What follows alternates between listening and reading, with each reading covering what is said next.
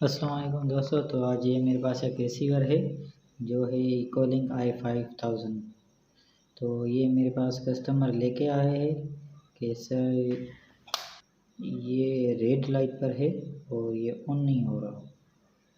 तो चलते हैं इसकी तरफ, देखते हैं, एक बार कंफर्म करते हैं ये ऑन हो रहा है या नहीं हो रहा। देखिए डायल नहीं आ रहा इसका। तो अभी ये कंफर्म हुआ कि ये बिल्कुल फॉल्ट पर है।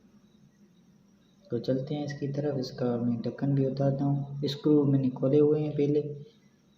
तो इसका पावर पीछे से इसका बटन होता है वो मैं ऑफ़ करता हूँ इसका। तो अभी मैं इसका ढक्कन खोलता हूँ। तो आप देख सकते हैं इसका बोर्ड का नंबर भी आप देख सकते हैं। और इसके बाद जो है हम पावर सप्लाई चेक करते हैं इसकी। तो आप देख सकते हैं ये 12.2 वोल्ट इसमें आ रहे हैं। तो इसका मतलब ये पावर सप्लाई हमारी बिल्कुल ओके। अभी फॉल्ट, तो अभी आप देख सकते हैं ये पावर सप्लाई हमारी बिल्कुल सही है। तो अब मैं चेक करूँगा इसके बोर्ड को। तो बोर्ड को चेक करने के लिए हम चेक करते हैं फ्लैश आईसी पर वोल्टेज पहुँच रहे हैं। तो ये नेगेटिव प्रोब मैंने बॉडी से अटैच कर दी है। अब जो पॉजिटिव होती है उससे हम सर्किट को चेक करते हैं। तो अभी मैं फ्लैश आईसी पर पहली नंबर पिन और 8वीं नंबर पिन पर वोल्टेज चेक करूँगा। ये पहली नंबर पर चेक करता हूँ मैं। तो देखें 3.3 वोल्ट आ रहे हैं। और 8वीं नंबर पर भी मैं चेक करता हूँ। तो ये देखिए 3.3 वोल्ट। तो अब इसमें ये कंफर्म हो जाता है कि इसमें जो है ना सॉफ्टवेयर का फॉल्ट है।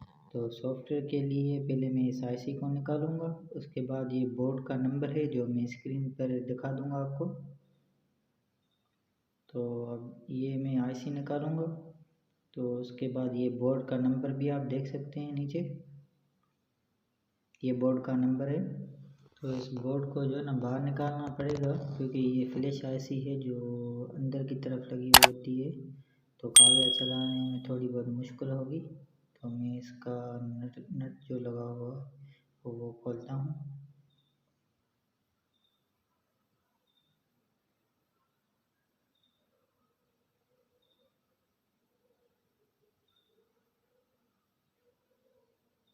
तो ये नट एक ये लगा हुआ है नट, तो इसको भी मैं खोलता हूँ।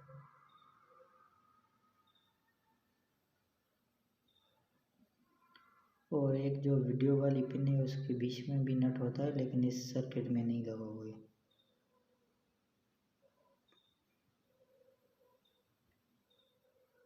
तो आप देख सकते हैं ये आईसी है। और अभी मैं क्या करता हूँ कि इसके दोनों तरफ से प्रिंट को जो है ना सोल्व करते हैं। फिर जो है ना इसको मैं निकालूंगा। और इसके एसएमडी जो कंपोनेंट है उसका बड़ा ही ख्याल करना है।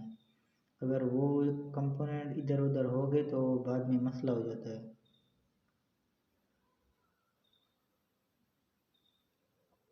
तो दोनों तरफ से अच्छी तरह से गरम करके फिर इसको निकालेंगे।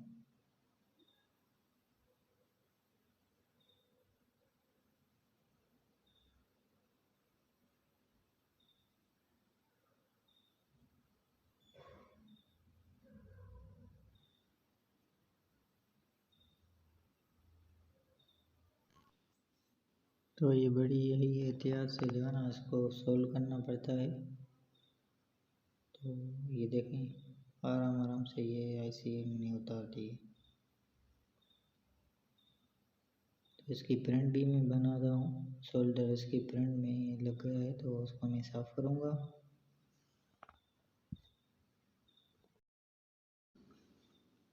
तो ये मेरे पास प्रोग्रामर है RT809। तो ये मैंने आईसी इसमें लगा दी है, आप देख सकते हो। तो अब चलते हैं लैपटॉप की स्क्रीन पर। तो लैपटॉप की स्क्रीन पर हम चलते हैं अभी। तो अब मैं RT809 प्रोग्रामर का सॉफ्टवेयर ओपन करता हूँ।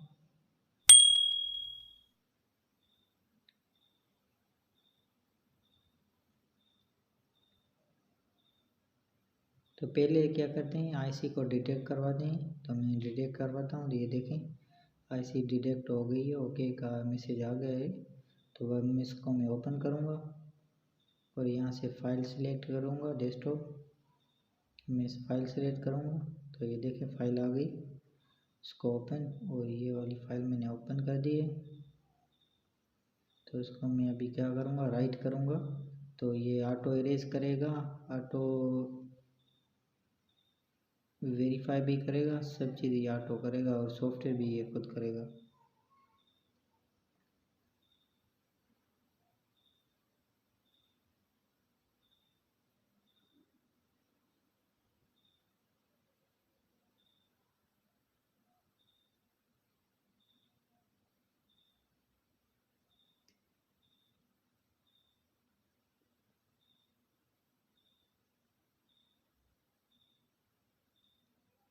तो इसने ये राइट सक्सेसफुली कर दी। अब चलते हैं बोर्ड की तरफ। तो ये देखिए आईसी है। अब इसकी डॉट जो है वो मैंने आपको काफ़ी वीडियो में बताई है कि कैसे लगती है। तो इसको आराम आराम से एक एक पिन सोल्व करेंगे और बड़ी एहतियात से करेंगे कि कोई कंपोनेंट इसका जो है ना कहीं से जो है ना हिल ना जाए, कि असेंबली कंपोनेंट से फिर लगाना बड़ी मुश्किल होता है।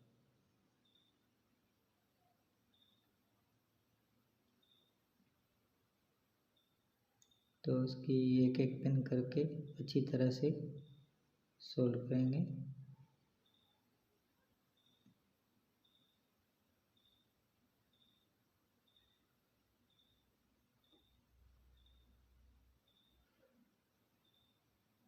तो ये देखिए आईसी बिल्कुल लग गई है।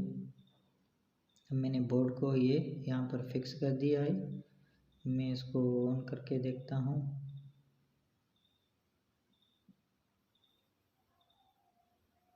तो ये बटन मैंने ऑन किया इसका। अब आप देख सकते हैं ये लोडिंग पे आ गया है और थोड़ी ही देर में ये डायल भी इसका आ जाएगा, नंबर भी इसके आ जाएंगे। और ये सॉफ्टवेयर आप मेरे डिस्क्रिप्शन में, इस वीडियो की डिस्क्रिप्शन में आपको ये सॉफ्टवेयर मिल जाएगा। तो ये बिल्कुल ओरिजिनल सॉफ्टवेयर होगा इसका।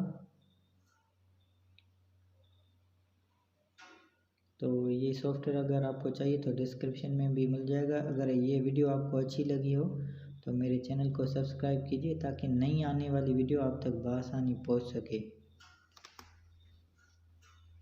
तो ये देखें बिल्कुल वर्किंग है अभी।